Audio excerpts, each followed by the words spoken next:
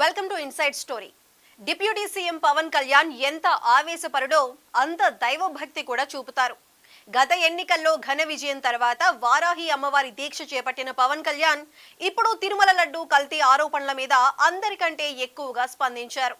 సమగ్ర విచారణ జరిపించి బాధ్యుల మీద కఠిన చర్యలు తీసుకుంటామని చెప్పటమే కాదు, హిందూ సనాతన ధర్మానికి అన్యాయం జరిగిందని ఆగ్రహం వ్యక్తం చేస్తున్న ఆయన మరో అడుగు ముందుకేసి ప్రాయశ్చిత్త దీక్ష చేపట్టారు.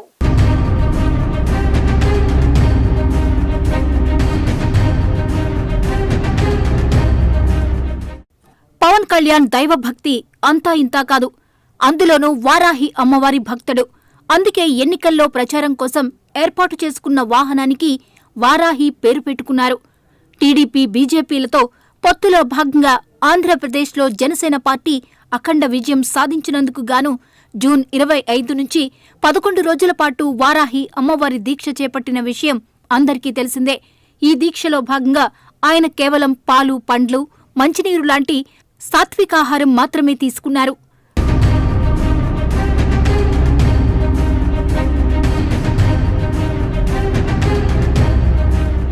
తాజాగా తిరుమల లడ్డు కల్తీ ఆరోపణల మీద తీవ్రంగా స్పందిస్తూ కల్తీకి నిరసనగా ప్రాయశ్చిత్త దీక్ష చేపట్టారు. గుంటూరు జిల్లా నంబూరులోని దశావతార వెంకటేశ్వర స్వామి ఆలయంలో స్వామివారికి ప్రత్యేక పూజలు నిర్వహించి దీక్ష ప్రారంభించారు. 11 రోజుల పాటు ఆయన దీక్ష కొనసాగిస్తారు. అనంతరం తిరుమల శ్రీవారిని దర్శించుకుని దీక్ష విరమిస్తారు.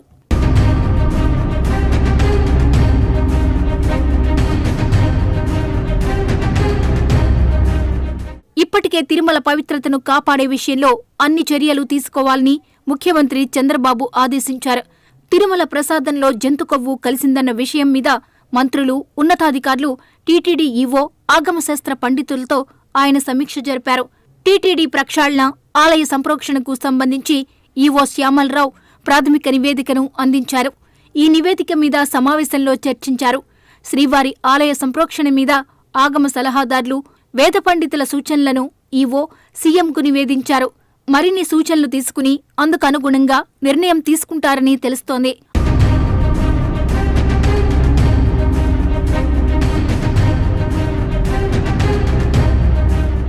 అయితే తిరుమల లడ్డు అపచారానికి పరిష్కృతి మీద ఈ సమావేశంలో ఎటువంటి నిర్ణయమూ తీసుకోలేదు. అపచారానికి పరిహారం చేసేందుకు ఆగమ కమిటీ చాలా సూచనలు చేసింది. చర్చల్లో సంప్రోక్షణ యాగం నిర్వహణ మీద కూడా ఇంకా ఎటువంటి స్పష్టత రాలేదు. దీంతో మరోసారి ఆగమ సలహాదారులు, అర్చకులతో టీటీడీ ఈవో శ్యామలరావు భేటీ కాబోతున్నారు. భక్తుల దర్శనాలతో ముడిపడ్డ వ్యవహారం కావడంతో నిర్ణయం ఆలస్యమవుతోందని టీటీడీ వర్గాలంటున్నాయి. ఇలాంటి పరిస్థితుల్లో పవన్ కళ్యాణ్ ప్రాయశ్చిత్త దీక్ష చేపట్టడం ప్రాధాన్యం సంతరించుకుంది.